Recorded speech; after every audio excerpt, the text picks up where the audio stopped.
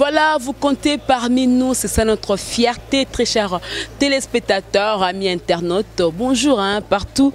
Vous avez eu l'occasion de nous suivre sur EHP Média à travers cette émission Micro Libre, émission Oyo. Et Ambela Kabino, artiste, musicien, comédien, pasteur, footballeur.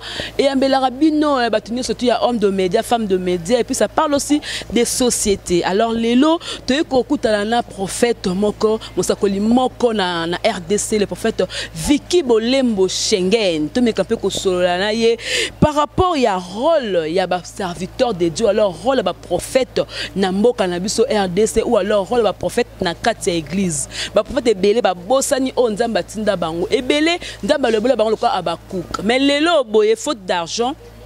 Alors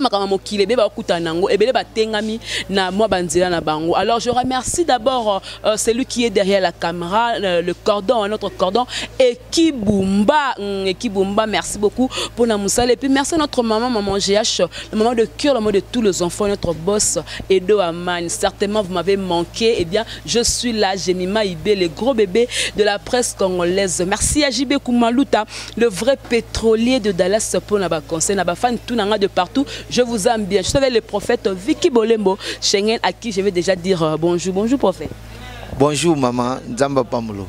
Meilleurs vœux hein. Merci pareillement. Malgré tout Routani et Oumeri moi Mikolebele. Merci beaucoup prophète. Si on a écouté nos mingi eza pour que to lobela. On est dans le but d'annonce à rôle.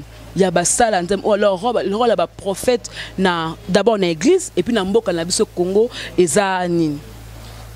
Rôle il y a pasteur na katia église ou bien na katia Congo. Pour ça différent.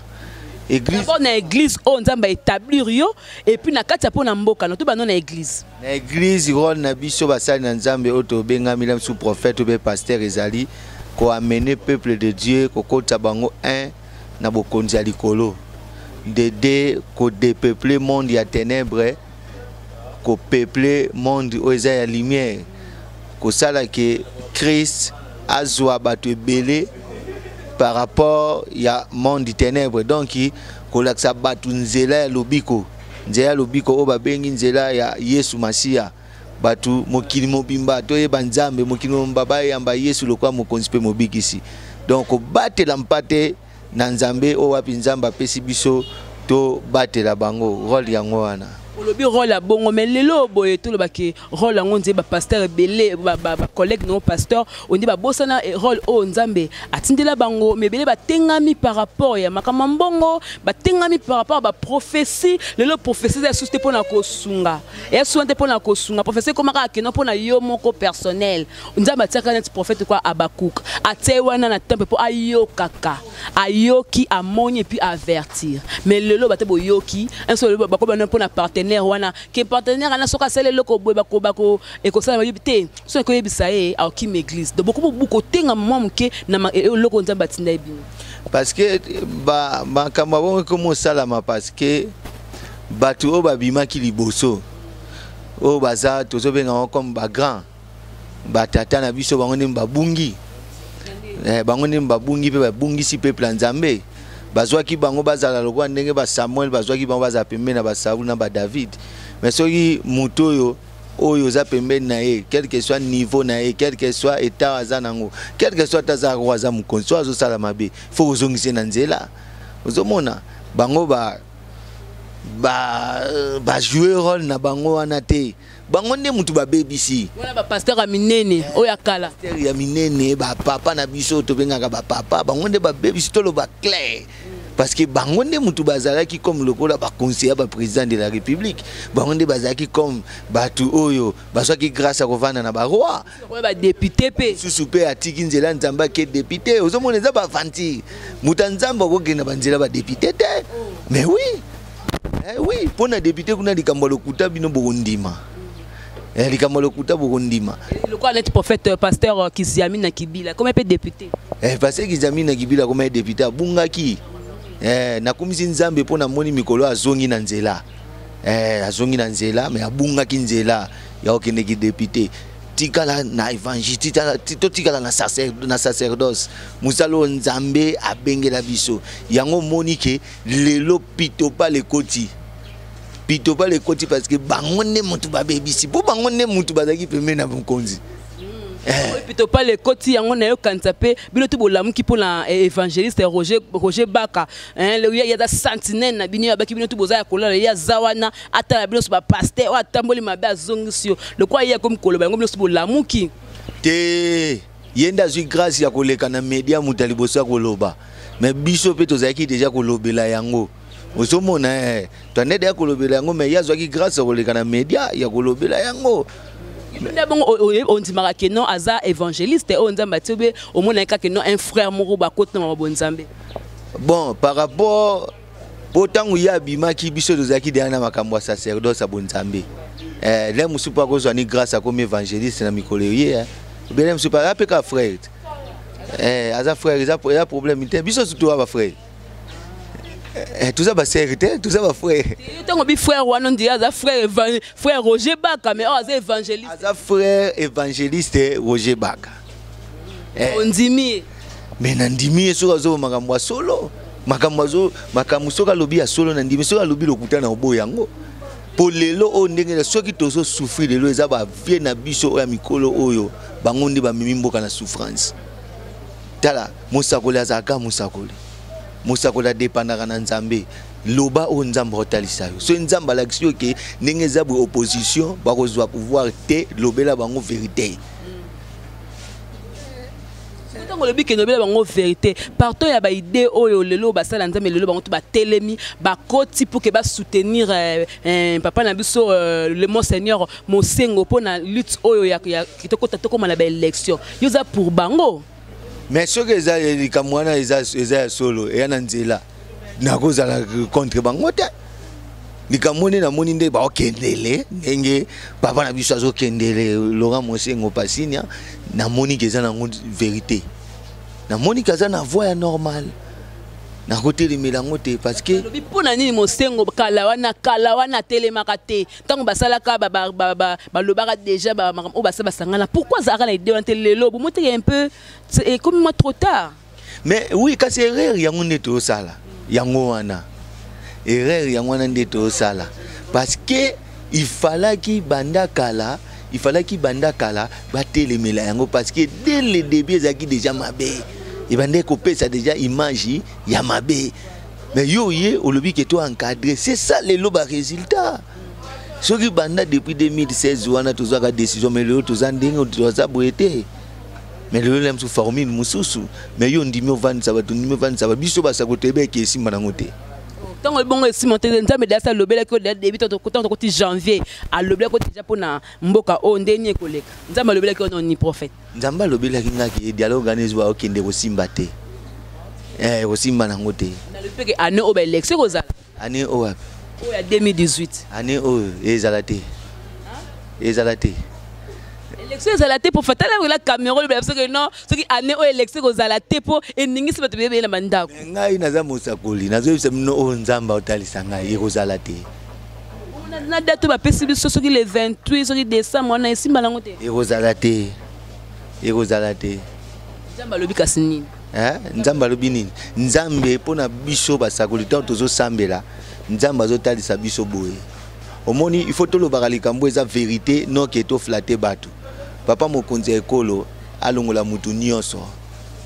moni même ba gouvernement na alongola yango soki ningi mboka auto avancer mutu anganya na problème te c'est son l'entourage eza pembeni na ozomona alongola tout le monde pona ngai même bato nyonso balongwa o nzamba lobi yoka balongwa bato asika baye bakota ezana bana mususu basilisi ba classe ba uti ba yesi ba uti ba complice lelo ba osala te ba vandi ba 20 à 15 ans de chômage au moins papa moko boya sala kala banda depuis kasavu kaka yazala kati mubuta ke kaka yazala bato abongo na tanga kabila pa bato abongo fa longola bango pe azwa na kati ya gouvernement avandisa basali ya nzambe ozomona na kati ya gouvernement faut basali ya nzambe par na bango ezala nde omona mboka ekotombwama so ezakaka oyo azalaki ministre na deuxième république ekosimba te nde toke na élection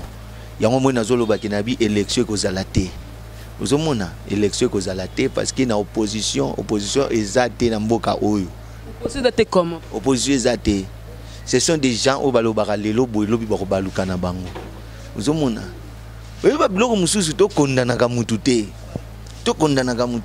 soki même ba réaction lelo oyo mutu wana azosala yango eza entourage eza pembeni na ye ozomona mutu abato akozala na ele mosusu na makanisa malamu me bato bantouraki kale même baopposant oyo bafingaka ye bazalaka na ngambu kuna lelo bango bazongi susu koto oyo base déguisé bakomi bata majorité bato epe ya majorité bazalaki na ye lelo balongwe bakomi baopposant ozomona keza yango bafanti bazwaka batia ata gouverneur abaluki pete yango ozomona ki il faut kolongola bango nyonso po tokende na élection enfin olobi lo mo etikenga mwa moke olobi ke mokona mboka alongola bato nyonso ya kala oyo basala na tanga kala ate ba jeune ya lelo et puis ate basala nzambe mais yo moko soto koloba awa ke non pasteur Kiziami na Kibila tanga akotaki na mangama députation abungaki nzela siko tango baze tso basala nzambe wana ba ozana nzela. Oui, parce que nzambe alobi pour na temps ya Kiziami na nzamba lobaki te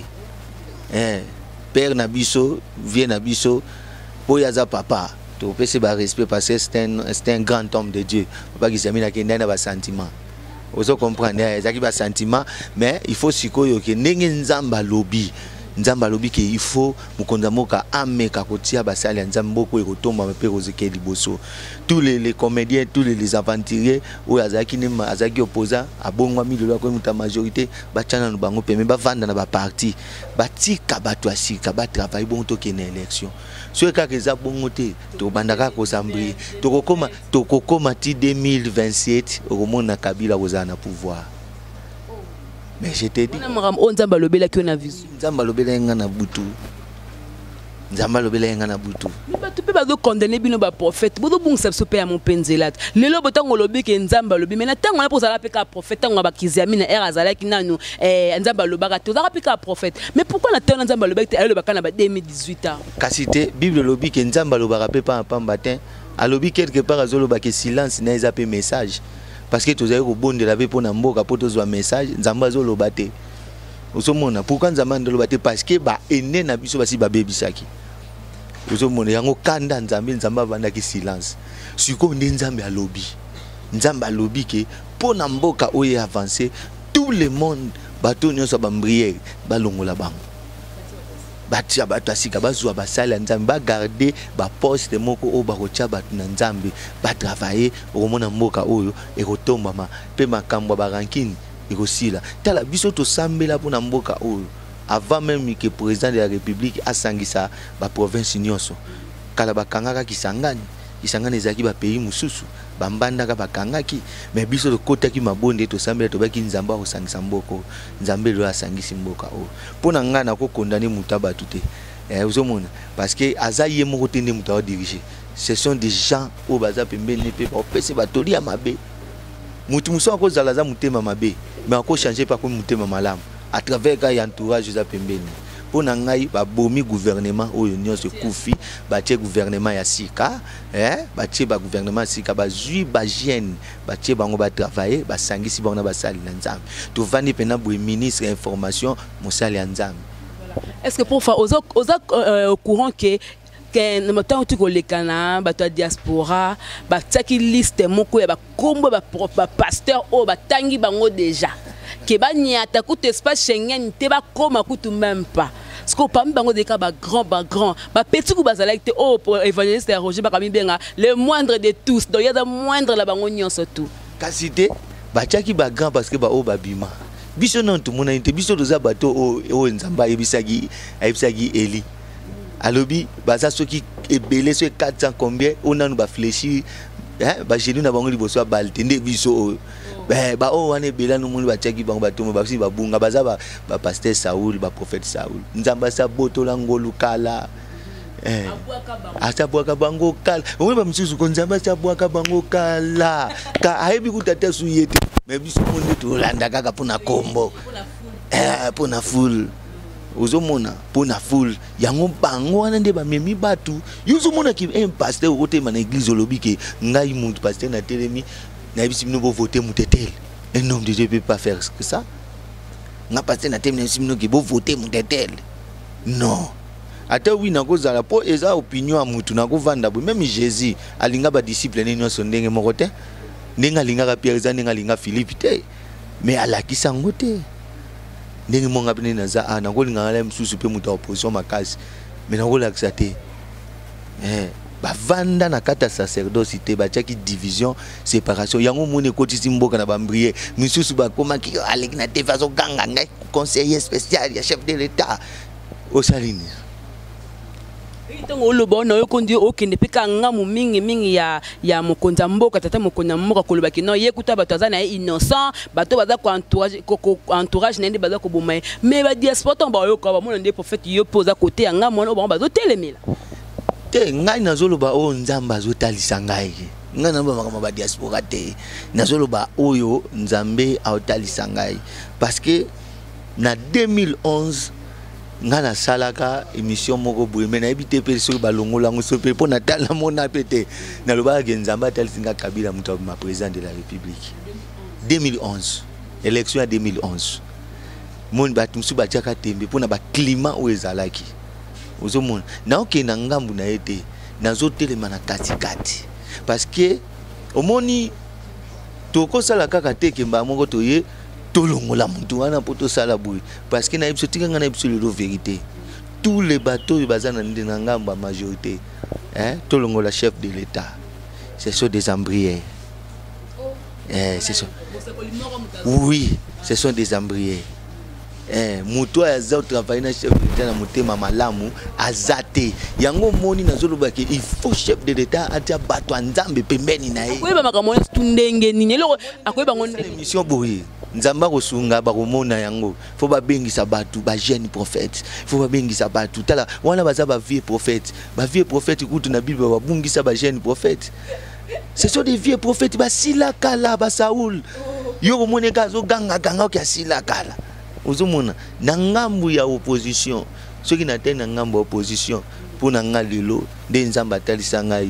opposition ezaka moko opposition ezaka moko oyo ya ngambu ya Tshisekedi Félix yango nde opposition nzamba atalisa ngai le reste tout wana ce sont des jeux parce que Vital Kamerhe Martin Fayulu bango nyonso tona baza aventurier donc kaka batati ya Félix Tshisekedi mais nazo yebiso makambo eza si ngambo opposition eza moko yango wana o nzamba atalisa ngai otomona prévision monana ba mekaka ba vice ministre aolongwa te ya osala to ça te Félix Tshisekedi babina ye comme premier ministre est-ce que zalaka opposant po belé pe bazaki ba opposant tant ba kompe ba premier ministre ba changer la peu le côté soki ba yebisi bonga ovanda olanda logique omoni eloko mutu soki nzamba poni soka chelo ko mokati nayo na kati libota nayo parmi bana ochape loko mokati bana yo omoni papa na bango azaki déjà un homme fort azaki mutu eza lokwa musée azaki makasi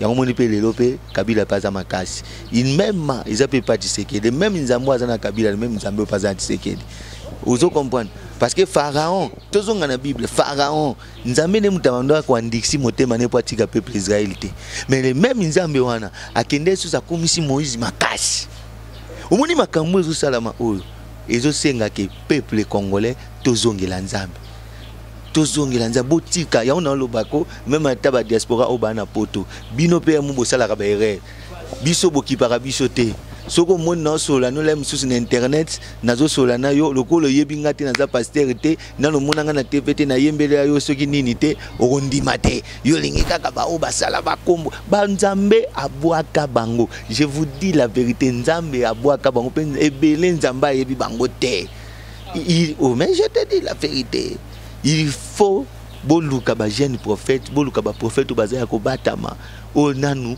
bakatami ngengate o baza fresh boluka bango to bondela pona mboka o mona mboka o eromata o tango yo pende ole babongo boye mbongo za mbongo okoza pe babike non o batia jeune batia sikoyo yo prophète Viki Bolembo ministre à finance Au moins, ce qu'on bon, on Kabila bino kino ndenge za faut que osala boy. Na personne yo sani. Question na mon on travail madame. Parce que nazana nzambe na biki bitumbe ezala mingi. Pe ngapi no multiplier vie de prière mingi. To koma to sa bato nzambe. Yo kasi nzambe apona ki biso. Nzambo ya sali ke to zali o basani to kutene ba previte. Mbongo ki pengu sa biso te. Ba o ba pengu na ba mbongo ani zali ke bayaka ko sala ndi makamwa mbongo.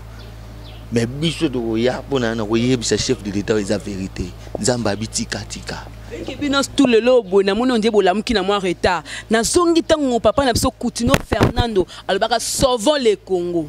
Ebele ba comprendre ka ye bien te. Mais le lobo yoko sutuka ngo le lobo na okike no kuna koma na ye. Comment ne peut côté même mamboka. Au moins que bino se région ne papa na biso Coutinho Fernando. Oui, tu rejoindre parce que tu peux essayer le lobo, tu peux essayer les raisons. Ce sont des choses oh yé à téléméla qui zaki les Camerounais c'est normal. Vous savez mon ba téléméla qui ba vie Saoul. Ba vie Saoul. Mais je te dis avec de ba vie Saoul ba ba téléméla qui. Biso natanga tout ça qui na ba mbongo te to qui na ba moyen to les ba média. Mais nous savons que c'est que oh papa za ko loba exhibition. Ba vie Saoul. Ba télémélier. Yango ngelo peso pesa nga kanda. Ba vie Saoul. Mugonza mboka asa atana nuke atana nzamba sungia te ba mona ta image to ba yeba ite kutika nanu batuana kutika nanu batamu bengisa nanu batala nzambo pe ba yeba nite ba jeune prophète bato bana eloko nzambe taba msi ba sala ba kafe bele uzumuna ba sala ba kafe bele ba fini sana ko nzambe lelo banani ba pesi église catholique pouvoir. La église catholique force. Ils ont biso mon pasteur. L'église des rêves. Pasteur et le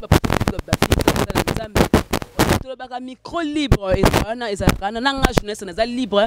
Na invité na pas libre. Et ali kamba mboka ali kamba Congo, prophète azoloba, les prophètes parlent. Donc non les loba comme côté na internet, na basi qui va lumbu la mine sambwe au moins na vidéo un prophète dédié à ça qui pour la moi moral libanda par exemple le prophète Denis Les quelque part ba tout azo ko loba mingi pas à la base ya ko fin ça ba prophète be na kata la République démocratique du Congo. Bon ngai eloko wana pe na yoka yango mais c'est un souci parce que timu tanzamba comme na ba niveau wana yango to lobaka ke sali kamulem sunzamba sa bwaka ki mutukala.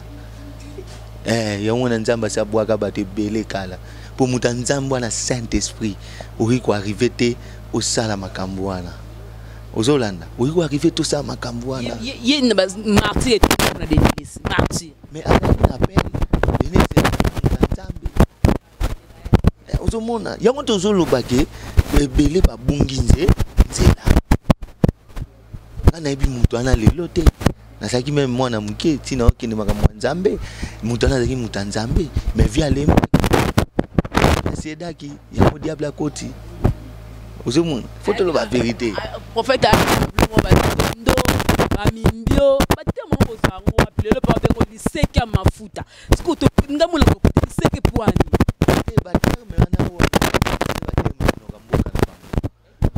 tezaki cité ezaki kisité ozomona soki lo babengi même musala nzambe na komo moko liseki ya mafuta muto akota temba za païen aza mupagano atanga bible liseki o biso tozolo baza liseki ya tabatin eza liseki ya bifle force ya nzambe peza liseki o bachaki mafuta na kati po ba wenga ngo David yango tobengi yango liseki ya mafuta moni eza na ngwelo komo ya gravité ata ba benga pe de lo na komo moko boye bongo komo kombe Yesu azana bako Yesu azana bako wala vito za modèle kola ye azana makombo comme Elohim El Shaddai les grands rois les maîtres de la terre des souverains pacificateurs les contournables les imbattables ozomona bakomo na ngo eloko te eloko eze jouer que tous années na bonzambe peuple congolais soko moni pasteur na bino asi asila comme pasteur Saoul longwa na église ozomona longwa na église kende koluka église ya Nzambe. Église ya Nzambe ezaka teke bato baza ebele ata 2 personnes baobela Nzambe na bosolo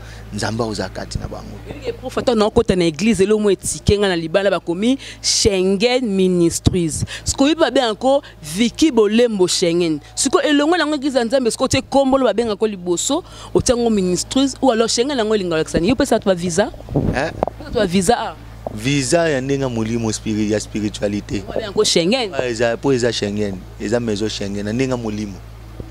Na ndenga molimo do so na problème ya voyage au okende.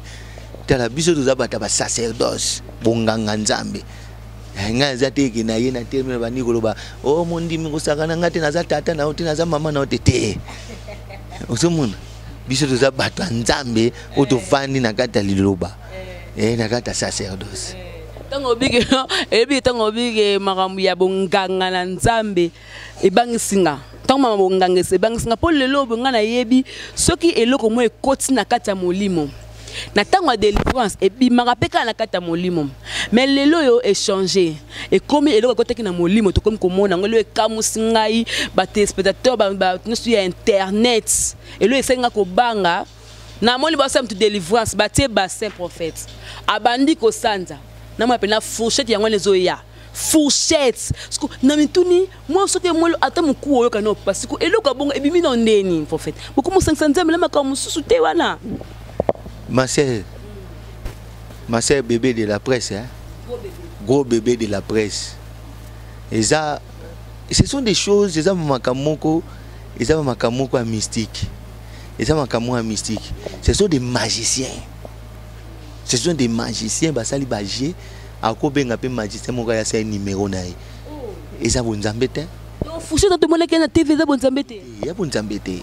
Makam si faut tout le bas vérité, tout ce bungi ça peuple ensemble. Et ça vous embête. Peu bateau bazo démérer na ba église bongo bo pa mona binoté.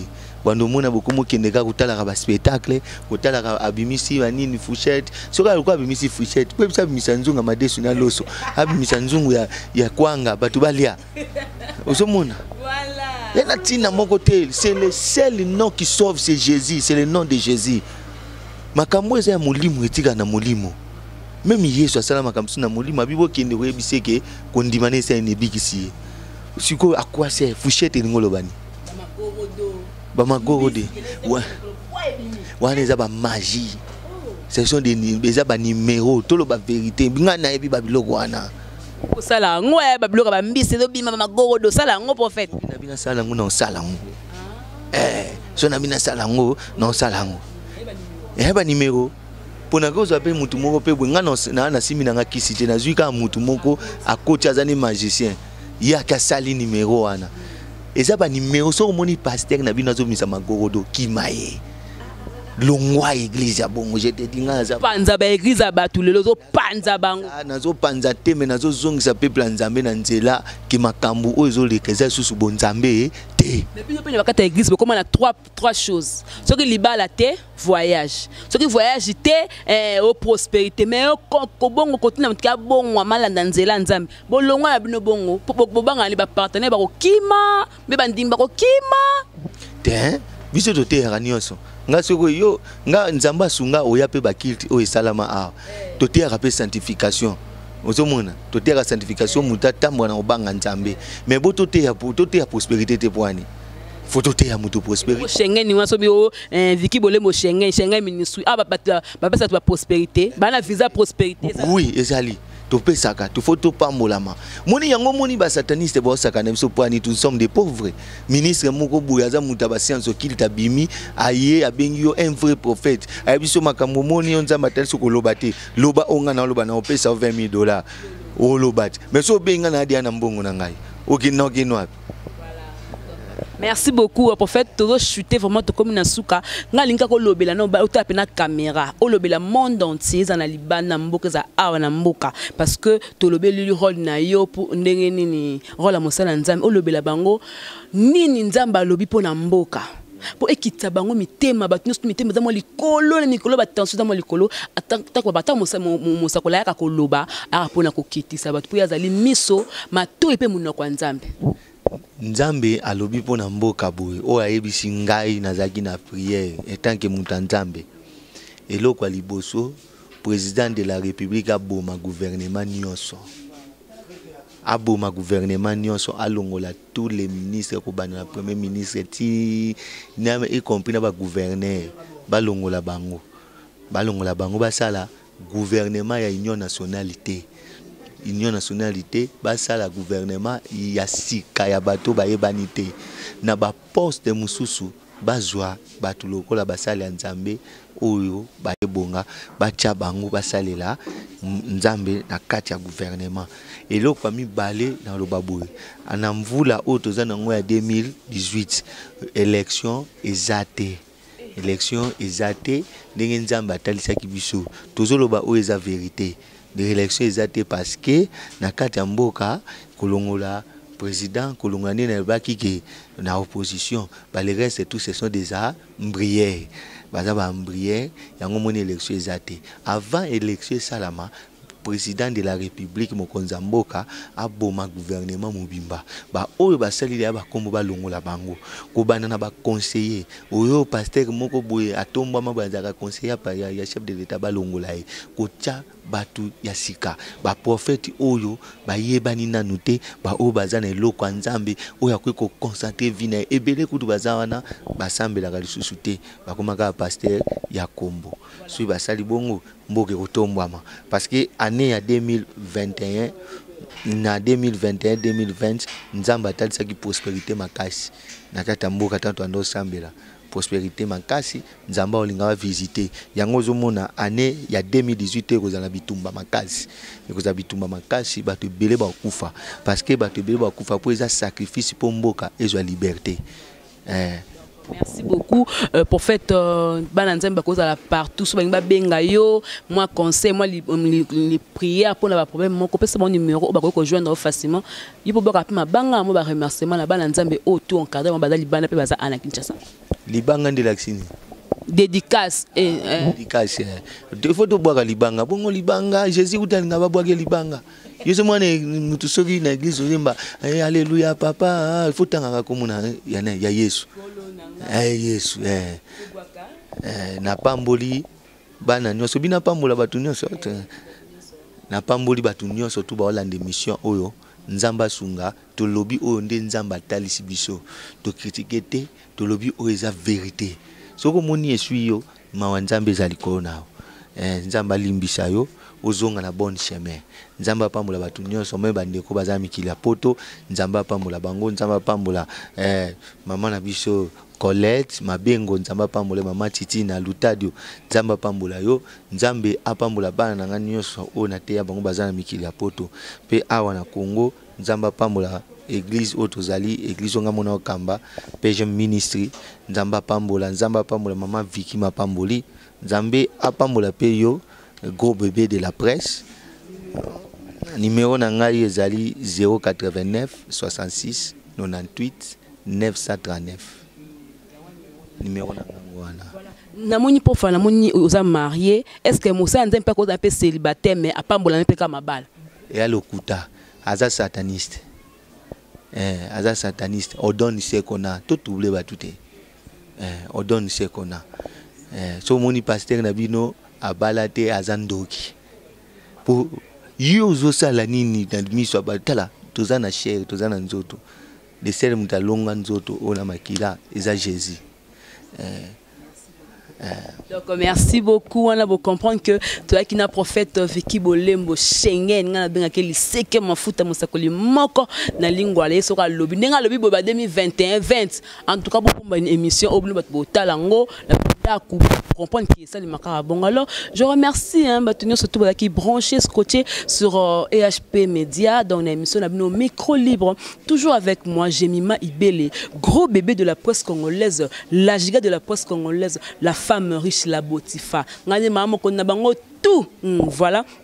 Merci à notre cordon, le cordon le plus frais, notre cordon Ekibumba pour la moussala professionnalisme dans EHP Média, pardon. Merci à notre maman GH, la maman de cœur, la maman de tous les enfants, et à notre boss Edo Amani, notre papa. Merci à toute l'équipe de EHP. Tout le monde entier. Alors je remercie JB Koumalouta, le vrai pétrolier de Dallas, mon vieux Roger Kosama. Merci beaucoup. na Paris bino tout boza teme belé na kokotanga bino tout boza teme belé de partout na linga bino mingi. On va se retrouver prochainement avec un nouveau numéro et puis na invité Moussou Soukara l'émission au micro libre. D'ici là, portez-vous bien. Au revoir.